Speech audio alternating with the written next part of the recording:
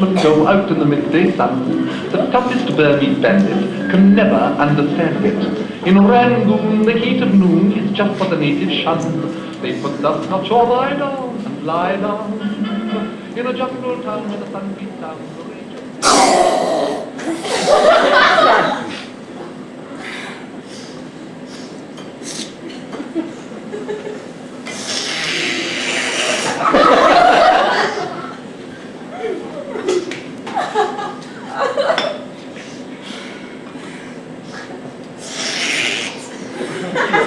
Mum? What? Why can't I put my hair up when you're old enough? Gladys Pierce is the same age as me. She's got hers though. Never mind about Gladys Pierce. Now get on with your breakfast. I don't see why I can't have a cut. That would be better than nothing. Maisie Blake had hers cut last week and it looks lovely. Never mind about Maisie Blake neither. She's common. Miss Pritchard doesn't think so. Miss Pritchard likes Maisie Blake a lot and she said it looked ever so nice. What? Her hair. Get on with your breakfast. You'll be late. Oh, Mum. And stop sniffling. Sniffle, sniffle, sniffle. Haven't you got a handkerchief? Yes, but it's a clean one. Never mind, use it. The child can't help having a cold. She can blow her nose, can't she, if she has got a cold? Dolly Watson's got a terrible cold. She's had it for weeks. Went to her chest, then went back to her head again. That's the worst kind of school. You're always catching something. Miss Pritchard's awful tired of Dolly Watson. She said she's had enough of it. Enough of what? A curd. There goes that child again. Kept me awake all night. Very sorry, I'm sure. I wasn't blaming you. The night before last it was the hot water pipes. You ought to have them sing too. You know as well as I do, you can't stop them making that noise every now and then. I don't know why you don't get a plumber in. So I do not consider it necessary. You would if you slept in my room. Giggle, giggle, giggle all night long. It's all very fine for you. You're at the end of the passage. You don't have to sleep there. What do you mean by that? You know perfectly well what I mean. Of course. Do stop complaining, Mother. It wasn't as if we were making you pay. I never said I was. It isn't the money, it's the lack of consideration. Pity you don't go and live with Nora for a change. Nora hasn't got a spare room. Phyllis has a lovely one looking out over the railway.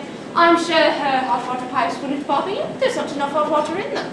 Of course, if I'm not welcome here, I can always go stay at a boarding house or a private hotel. Catch you. Yes. I'm not the kind to outstay my welcome anywhere. For heaven's sake, don't start that again.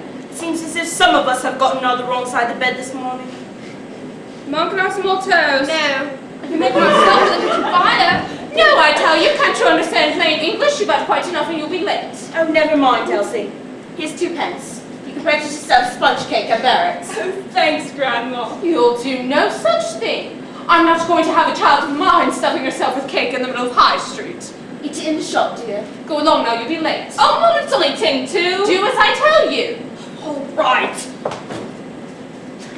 Poor little soul. Full trouble you're not to spoil Elsie, Mother. Spoil her? I like that. Better than half starving her. Oh, you insinuating. I'm not insinuating anything. Elsie's getting to be a big girl. She only had a bit of toast for her breakfast, and she used up for her egg. I saw her. It's none of your business. And in the future, I'd be much obliged if you keep your 2 pences to yourself. Of course, if I'm to be abused every time I try to bring a little happiness into a child's life. Anyone would think we all treated her the way you told. Well, you sure nag her now. I do no such thing. And I wish you would leave me to bring up my own child in my own way. That coat has been hanging over her head for weeks, and a fat lot you care. I've dosed her for it, haven't I? The whole house stinks of Apex. What more can I do? She ought to have seen Dr. Bristow last Saturday when it was so bad. He cleared up in no time. You and your precious Dr. Bristow. I think it turned to be bronchitis.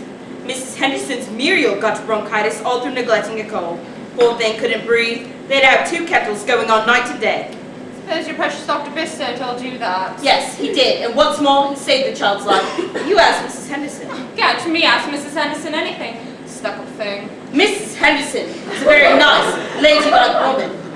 Just because she's a bit quiet and reserved, you say she's stuck up. Who does she think she is anyway, Lady Mountbatten? Oh. You make me tired sometimes, you do really.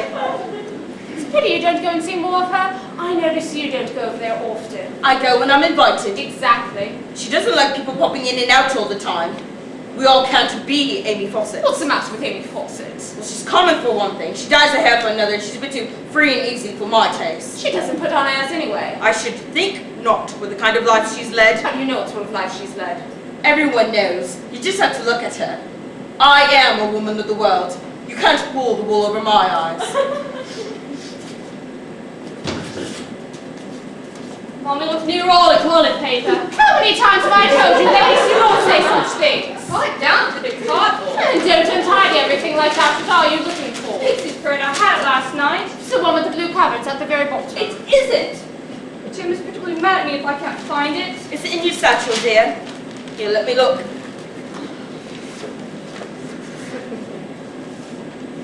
Darling, is this it? Oh yes, thanks, Grandma. Go along now, you'll be late. All right, Mum. Bye, Dad. Goodbye, Grandma. Dear Dodal on the way home. Oh, all right, Mum. Goodbye, dear. Give Grandma a kiss.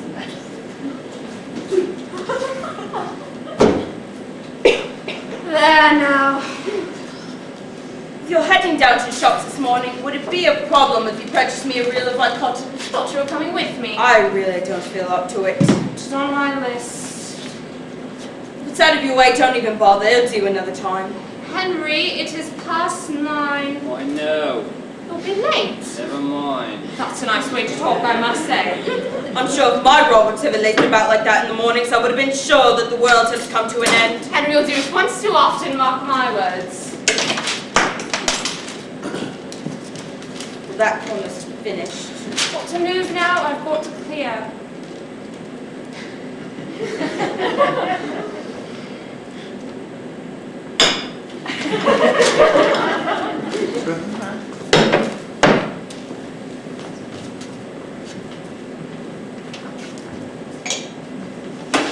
Where's that? Giving the bedroom. What's the matter with him? How would I know? He came in very late last night. I had him go into the bathroom. That cistern makes a terrible noise. Does it indeed? Yes, it does. Very sorry, I'm sure. Where'd he been? Would I know? Didn't you ask? I couldn't demean myself. Been drinking? No. Just sounded like it to me with all that banging about last night. Mother, you know Henry never touches the drawer. I know he says he doesn't. That we can't all be like father. Watch your tongue, Doris gal. Don't let me hear you say another word against the memory of your poor father. I wasn't. Yes, you were. You were insinuating again. Father drank and you knew it. Everybody knew it. You're a wicked woman. It's true. Your father was more of a gentleman of what your husband will ever be, with all his night classes and book reading. Night classes indeed. What of it? I suppose he's had his night classes. Mind your own business. What's up? Where were you last night? I was kept late at the shop and had a bite of dinner in town. Who with? Charlie Henderson.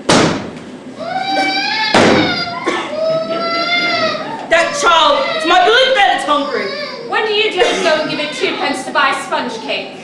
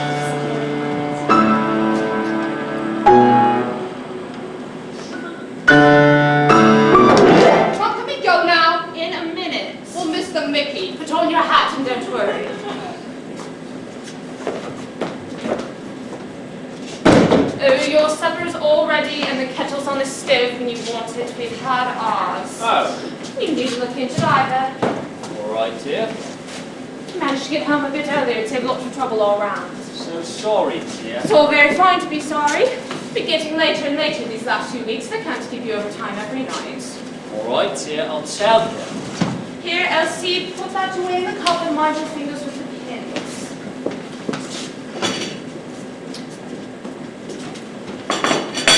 Go down. What a surprise. What's the matter with it? I don't know yet. It's perfectly fresh, if that's what you mean.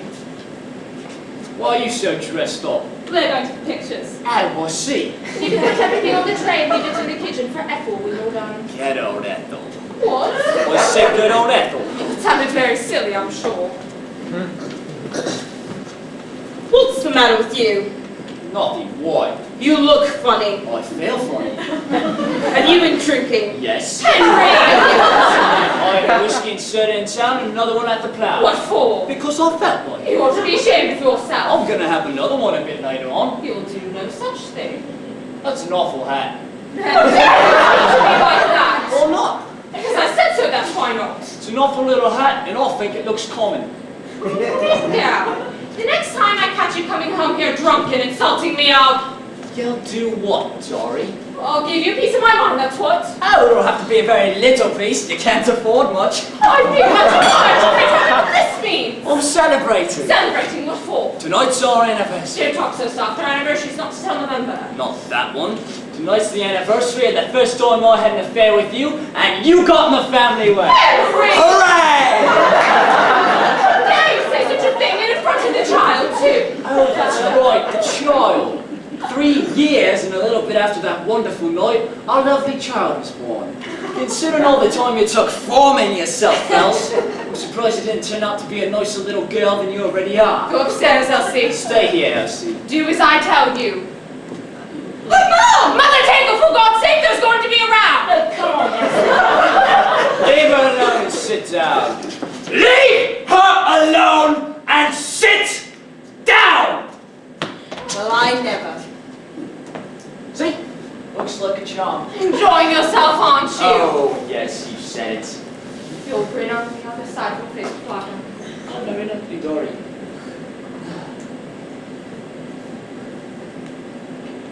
Go to bed. No. Look here. What right have you got to boss me around? I'm the one who goes to work every day and pays the rent and keeps you. And what do I get in return? Nothing. I sit through breakfast every morning and listen to you another wrangle. You're too busy being ill-tempered to even say good morning. I come home from work every evening and 10 to 1, there's not even a hot dinner waiting for me. See this ham? That's what I think of the ham, and the tomatoes, and the bloody A1 sauce. Henry, all over the carpet! And here's what I think of the carpet. That I should live to see this! That I should live to see the man I married make such a beast of himself! Now save all your energy, Dory. You'll need all that you have when you hear what I've got to say to you. Oh, look here! Sit down! And you, and you. I'm afraid you're going after the pictures for once. See, you come with me. Oh, no, you don't. I've been waiting for this moment for 15 years, and it's not about to be spoiled by you running away. Let me out of this room! Stay here till I've had my say. Let me out of this room and don't you lay your hands on me! Mom! Oh, Mom! Yeah, you shut up and go get the pot out of the cupboard for your mother. Go on, do as you're told. That's right. You drunken brute. Oh, far worse than that, Mother. Far worse. Just you wait and see. Drink some port, Doy. It'll do you good. I couldn't touch a drop. Come on, here. Get that away from me. Drink it and stop sniveling. Never forgive you for this. Never as long as I live. That's better. Don't listen to him, Doy. He's drunk! I'm not drunk. I've only had 2 whiskeys and sodas, enough to give me the guts to take the first plunge. You wouldn't believe how scared I was sitting here, thinking this over in cold blood. But I'm not afraid anymore. It's much easier than I thought it would be. My only regret is that I didn't come to a boil a long time ago and tell you, Dory, tell you to your face, but I've been thinking of you for all these years, that horrid little kid, and that old bitch of a mother of yours. Henry, get out. You heard me. Old bitch is what I said, and old bitch is what I meant. I will not stay here and be insulted. Now you'll stay here till I've had my say. Oh, really? We'll see about that. You're not going anywhere. Get over here, you silly! Go! Mother, do let the neighbors know your business! Susan, please help! I feel so faint. My heart. Oh, dear. Mom! Oh, Mommy and Grandma! Mother! Stay where you are. Sit down, Dora. We don't all want to get wet.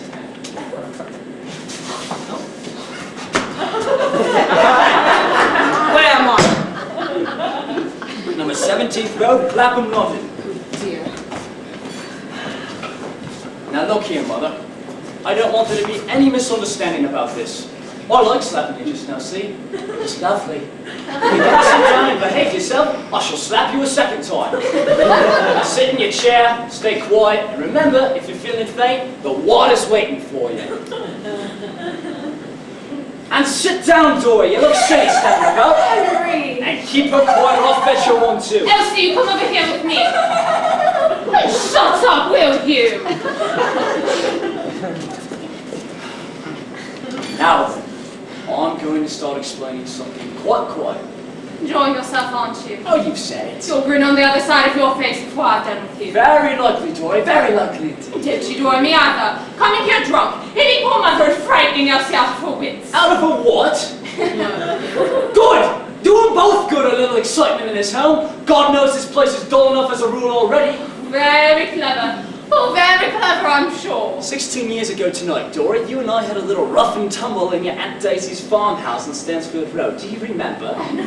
What with it being a Sunday, your aunt had gone down to the Golden Calf with the miller, Mr. Simmons, with the right to say what's her want. It's disgusting, and I won't hear another word. Shut up, you will! Don't listen to your mother, he's gone mad. I'm not mad. Now where was I? Oh, Stansfield Road. That's right. You had your eye on me for a while, Dory. I didn't know it then, but I realized it soon after. You had to have a husband, and quick. But with Norris already engaged and Phyllis already married, you had to have a husband. So you fixed on me. You were pretty enough, and I fell for it hook, line, and sinker. Then you came to me 3 months later, told me you clicked. Told me that disgrace would kill your poor mother if she ever saw.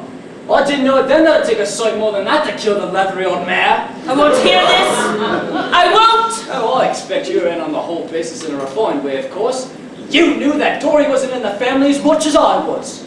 But we got married. You both saw that. And I chucked up everything I had going for me. Perhaps being a steward on a ship. Say in some distant country. But all that had to go. We settled down in rooms, and I started working for Ferguson's hosiery. I've given you the best years of my life, and don't you forget it. You haven't given me the best of anything. Not even yourself.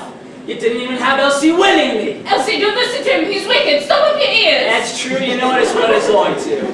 It's only right that you married me. It's only fair. You took away my innocence. It was only right that you paid for it somehow. Now stop talking so silly, Dory. I'm the innocent one here, not you. You have been cheating me for a long time. When I found out you had been cheating me, I started cheating you. Brace yourself, Dory, my girl. You'll be real upset this time. For the last 10 years, every week or so, I've managed to put by hook and by crook, a little more than £572. Do you hear me, Dory? £572! Henry, it's a lie. You never have. You couldn't have. I should have found out you couldn't have. Oh, see, I thought that'd rouse you, but don't get excited. It isn't on me, it's in the bank. And all of it's for me, none of it's for you. You couldn't All be but £50, that is. You couldn't be so cruel. You couldn't be so mean. I've done what I see as fair, and what I see as fair is a damn sight more than you deserve. For starters, I've transferred the freehold of this house into your name. You can take it lodgers if you want. God help the poor bleeders if you do. £572. You've got all that and you're going to leave me to starve? Cut the drama, Dory, and take a look at your mother's savings books. She's got enough tucked away to keep you living in comfort to the day you die.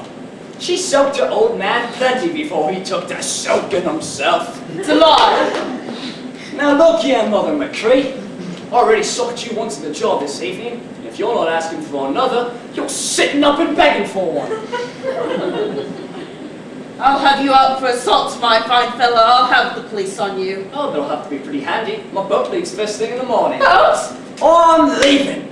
My passport in my pocket and my ticket. I wish I could show you my passport picture, Dory. It's a fair screen. But I don't want you to see the fancy new name I've got.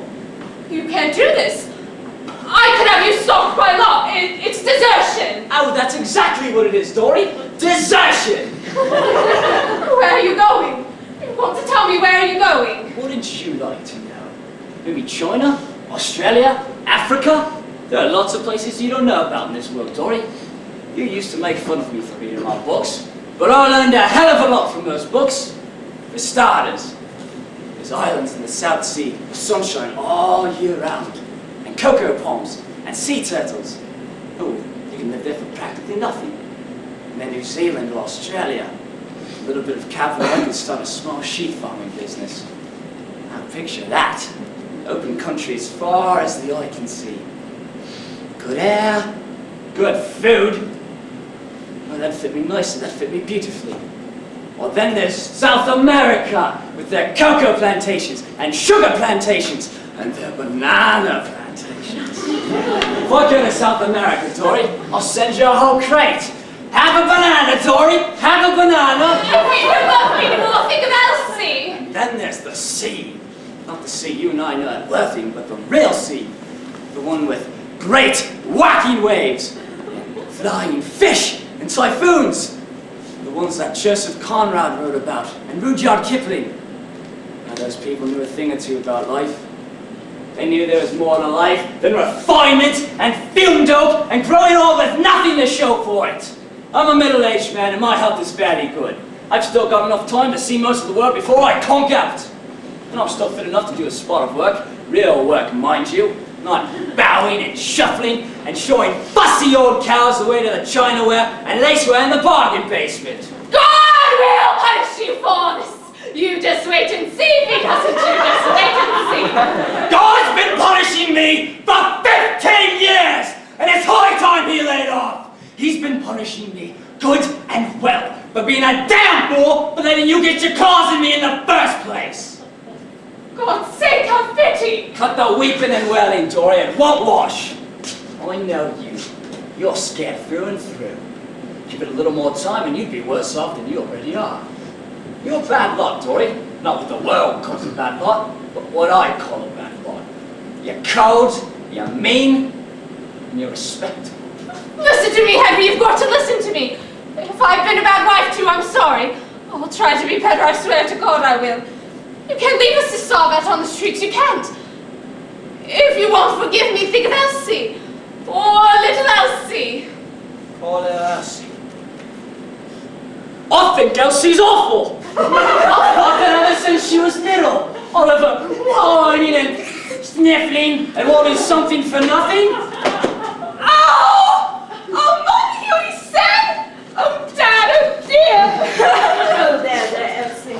Elsie can go to work in a few years. In the meantime, Dory, you can go to work instead. You're still a young woman, strong as an ox. Is it £50? Henry, you shan't leave, you shan't! I'm taking my last look at you, Dory. And it's a dream come true! Mother, help me! Run, Doris, run! What are you doing? Get off me, Dory! 3 generations. Grandmother, mother, and kid. You're all the same. Made up of the same bones, sinews, muscles, blood. You're all the same. You're through the thick of it, Mother. You're nothing but a broken down musical joke. As for you, Dory, the next few years will show whether you've got the guts or not. Maybe what I'm doing to you will save your immortal soul. But I doubt it! Your immortal soul's too lazy to be saved. You're a natural bully, a liar, and a cheat. At this opportunity, I would also like to say that I hate that bloody awful slave bagel, and always have.